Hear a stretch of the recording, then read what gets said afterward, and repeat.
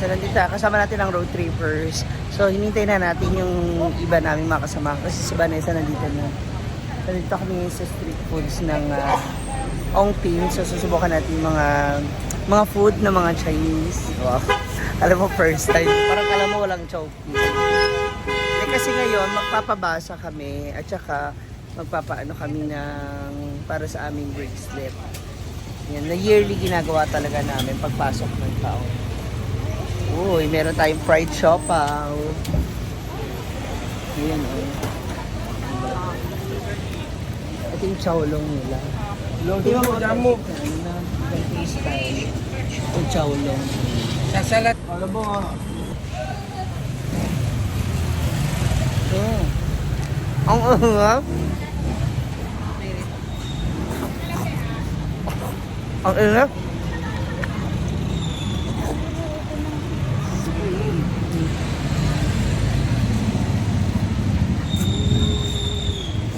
Oh.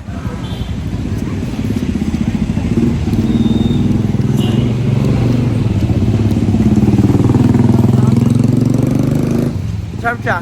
Init. Para ako. Ngayon naman, try natin yung init. Yung kanilang fried siopaw.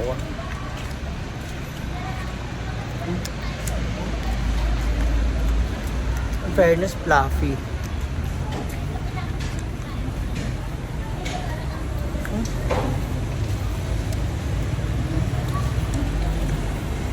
Yummy. Ha? Hindi ko tayo. Ang pinapalata kami. Dito naman kami ngayon sa mga tindahan ng mga fruits. Kung saan, ang sabi nila, nagbibigay daw ng dagdag na swerte. Dito. Tapos andito yung so yung tawag daw nilang ugly pongkan. Hindi ko alam bakit siya tinawag na ugly. Ayan siya. Tapos meron din sila dito, ito mas maliit pa sa kyat-kyat.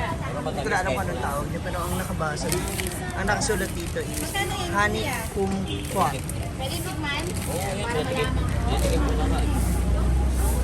Yan, meron din sila dito. Ay, ito. Parang siyang kamatis. Ano yun? Hoy, ano pong tawag dito? Cherry tomato. Cherry tomato. Tapos, ito ko lang dito unang nakita. Yan yung plum. Kuya, Locodes, blueberry. So marami rin sila rin mga kaiwang prutas. Yung mga bihira ko lang din makita. Kasama na dyan itong berries nila. Blueberries. Wala kayong buo. As usual, Sister Van. Naghilig naman sa fruits. Lalaki rin ng apples nila. Meron din sila dito mga tikoy. Yan na may iba-ibang flavor.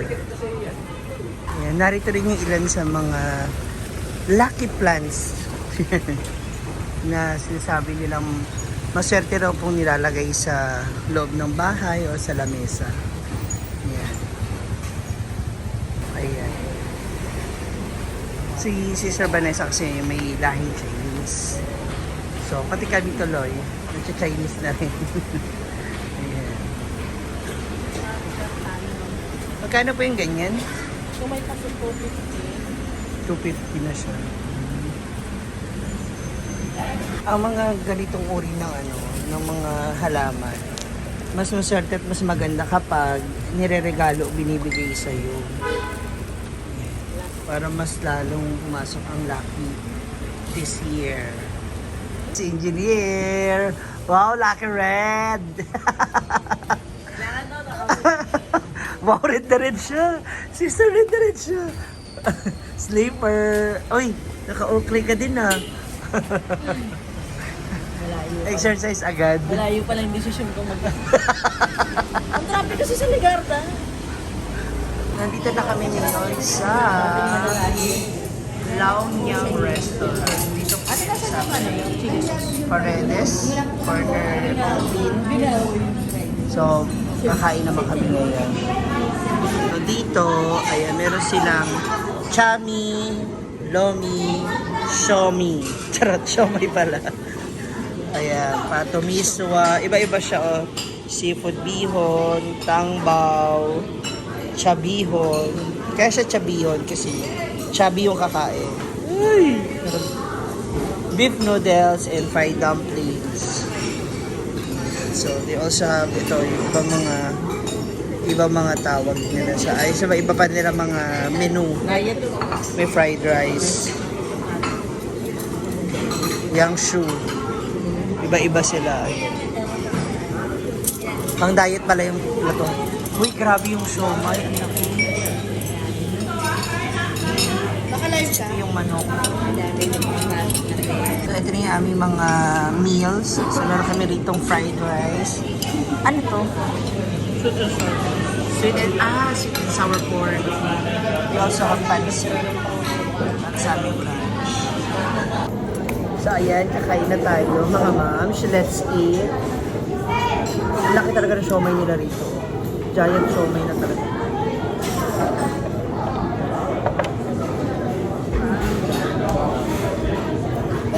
Sarap. Lasa. Ayaw mo na.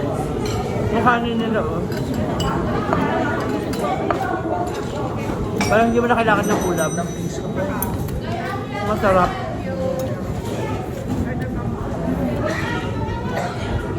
May hipon pa, saka may bacon, may corn, may green peas.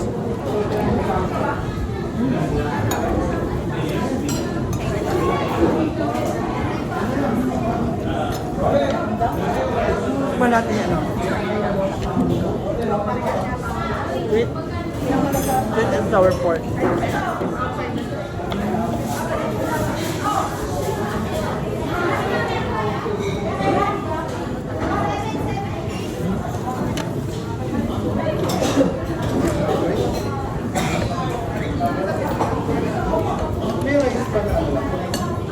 Sarap din siya. Ngayon naman, subukan natin. Tikman naman natin yung pansit nila. Ang pansit sila. Ganito.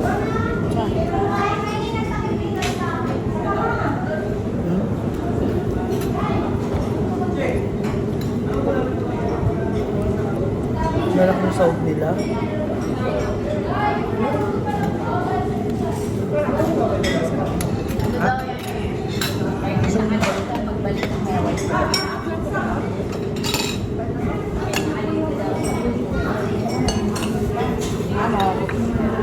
Sobrang anghang. Tolerable. Try natin yung cheese.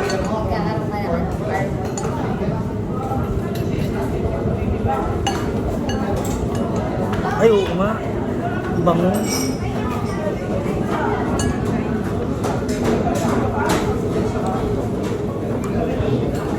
Dinamihan ko, okay lang.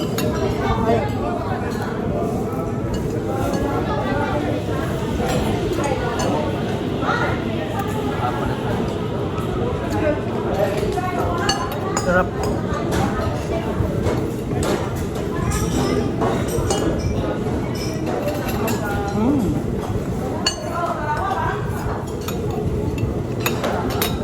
Kaya,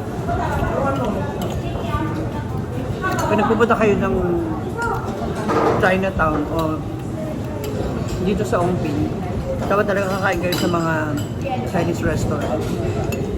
Iba rin talaga yung food nila.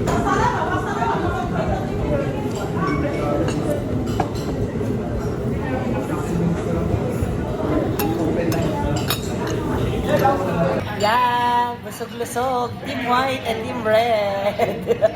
So ngayon, uwi na tayo. Uwi na tayo. Good luck to us!